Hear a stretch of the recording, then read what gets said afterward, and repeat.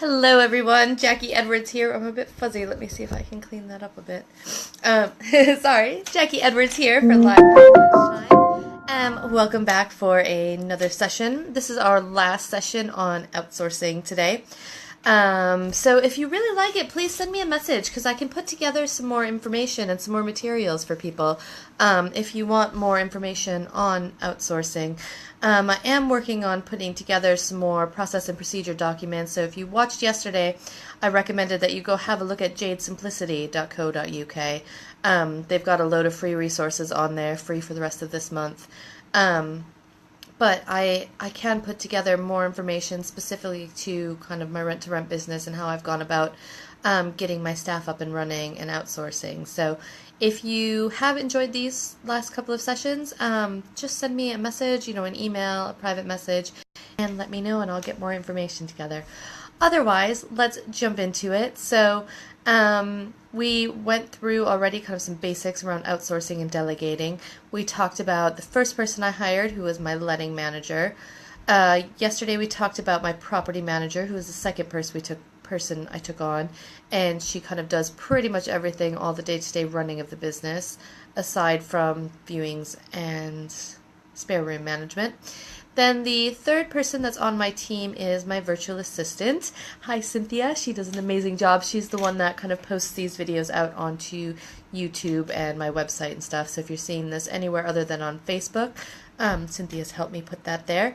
So she does a lot of work around all of my different businesses. So she's based in the Philippines, so she's kind of on full-time now. So yeah, she does loads and loads of stuff behind the scenes for me.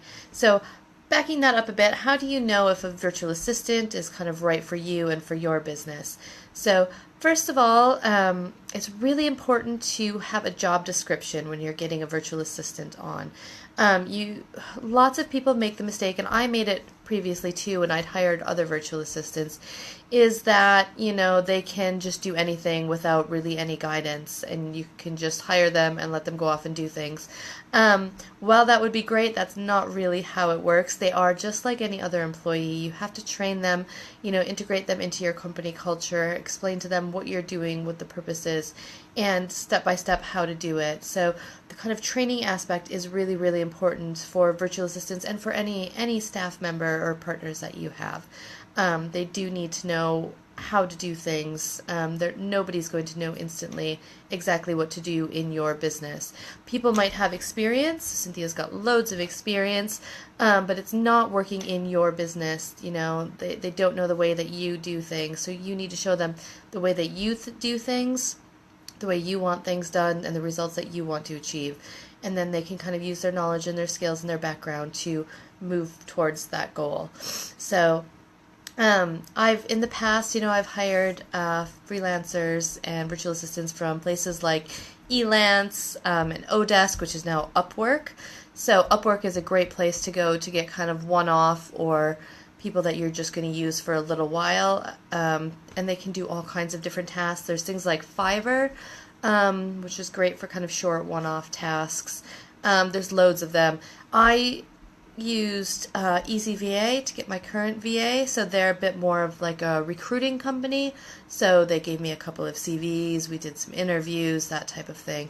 But most of it all starts with putting together a job description and a job spec and knowing exactly what you need that person to be working on, just like anybody else that you're going to hire. So when I hired my letting manager, when I hired my property manager, I put together a job description. I listed out all the tasks that I wanted them to do.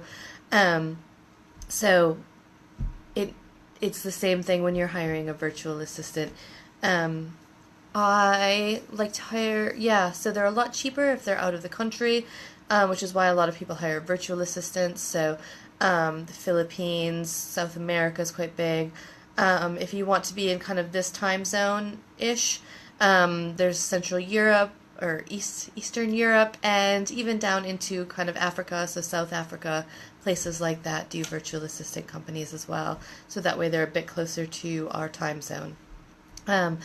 Otherwise, most of what I do isn't really time relevant, so it doesn't have to be done during kind of UK business hours. So those are the tasks that I find it easiest to give off to a virtual assistant. Cynthia is based in the Philippines, so there is quite a big time gap there. So she does work, I think, mornings. So she works mornings UK time, and then the rest of what she does is kind of free whenever it works best for her, basically. So, how do you find somebody? Again, put together a good job description. Know exactly what you want that person to do, what tasks you want them to do, what kind of results you want them to achieve, what skill set you expect them to have. So if you want them to help you with your reporting, if you want them to help you with your bookkeeping, if you know, then you need to know what skills they need to have. Do they need to be able to use Xero for bookkeeping or QuickBooks? Do they need to understand spreadsheets and be like Excel wizards? Do they need to know PowerPoint? What do you need them to do? What kind of skills do they have to have? How important is their English proficiency? That type of thing. So it's being really, really clear up front with what you need and what your expectations are. And that will really help you find the right person who can do the jobs for you. So when we got started working with EasyVA for our latest virtual assistant, they had me put together a job description. They had me put together a list of things that were really important to us in the person that we were taking on. And then they came back to us with a couple of options. So, I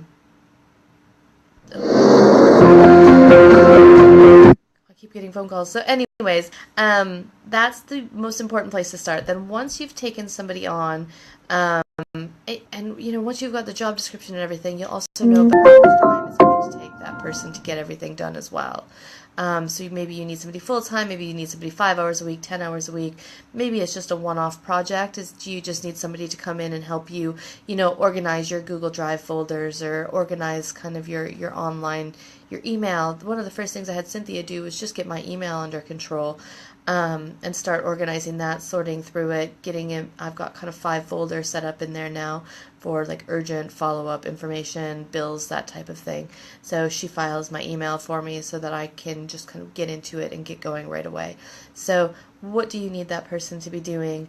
Then once they get started, it's how are you going to train them? Because if there's somebody that you can't meet face to face, you need to consider how you're going to get information to them, how you're going to present it to them in the best way possible. So like I said, I do a lot of videos, so just kind of screen recording videos that says, you know, step by step, here's what I want you to do. So I walk them through it, I show them an example, and then I send that through. I also use a program, a website called Process Street, and that is like tick lists and process flows, so you can write the process flow in there. You can upload the videos to it.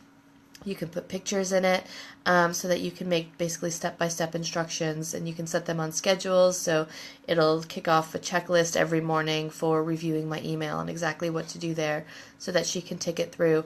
And she probably doesn't need to do it forever, but it just helps in those first kind of few days, few weeks to get, you know, repetitive tasks cemented in there of exactly what she's supposed to do. And then once you have that in place, just like I talked about before, if that virtual assistant were ever to leave, you can easily get another one up and running because you've got the process all written down and exactly what you need to do step by step. So each time I have a new task that I need to happen, I put together a short video or I put together a short process, a written document that says, here's what I need you to do and here's how I need you to do it. And that is probably the most key thing in taking on a virtual assistant or any staff member, is just having that process flow in place. So I'm going to leave you with that.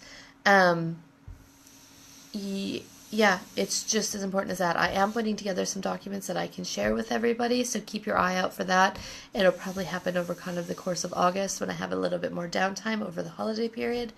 Yeah, otherwise, keep on going. If you have questions, let me know. Otherwise, enjoy your day, and I will see you tomorrow.